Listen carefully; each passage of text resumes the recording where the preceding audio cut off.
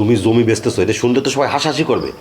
এমনিতে আদিল তোমার বিরুদ্ধে অপপ্রচার করে বেড়ায়, আর এই কথা যদি শোনে আরো খারাপ কথা ছড়াবে।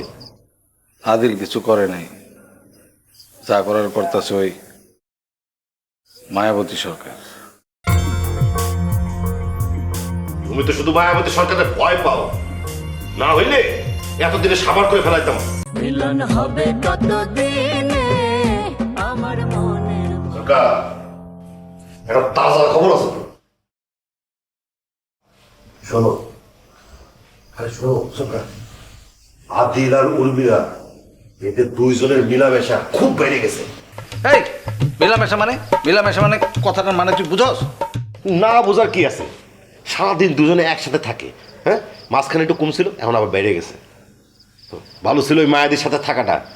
এখন কি আছে জানো, দুইজনে গেছে রাজাপুর, এখনো ফেরে নাই, বুঝছো? গ্রামের মানুষের নজর পড়বে, এই জন্য তারা রাজাপুরে যে ওই ইয়ে শুরু করছে।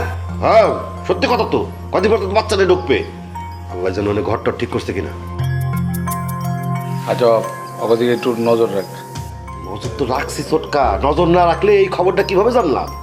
হাজার এক কাজ কর, কি? অনেকবার খবর নিয়ে আয়, তোরা আইসে নাকি? ঠিক আছে। ওই ছোটকা, আরেকটা জরুরি কথা তো। কি? ওই যে ভাইজান কি তার সম্পত্তির কথা কিছু জিজ্ঞাসা করছে? না, ওই নিরসুকের লিগা ওই কথা এখন আর চলে না।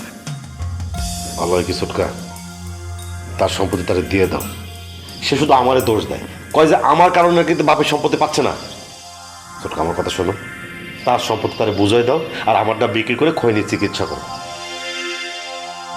বাবা রে, আমি তোরে ঠকাবো না, তোরে কেন কাউরেই ঠকাবো না। আর আমার মাইয়ার চিকিৎসা আমি জমি বেচা করামো, তুই গায়ক দেখ। আরে বাবা, গ্রামের গায়ক দেখা যাবে না তো। তুমি জমি বেচতেছো, এটা শুনলে তো সবাই হাসাহাসি করবে। এমনিতে আদিল তোমার বিরুদ্ধে অপপ্রচার করে বেড়ায়, আর এই কথা যদি শোনে আরো খারাপ কথা ছড়াবে। আদিল কিছু করে নাই, যা করার করতেছে ওই মায়াবতী সরকার। তুমি তো শুধু মায়াবতী সরকারের ভয় পাও, না হইলে এতদিনে সাবার করে ফেলাইতাম। সাবান না হয় করলি, তারপর সামলাইতে পারবি? আব্বা, একটা কথা খুব কান খুইলা শুনে রাখ। কোনো মেয়ে যদি সুন্দরী এবং চরিত্রহীনা হয়, তাইলে তার ক্ষমতাবান হইতে বেশি সময় লাগে না। যা, উর্মিলা আসছে, কিন্তু একটু খবর নিয়ে আয়। ওই পায়না ডাক্তারের বাড়িতে যাবো আগে। হুম। ঠিক আছে, গেলাম।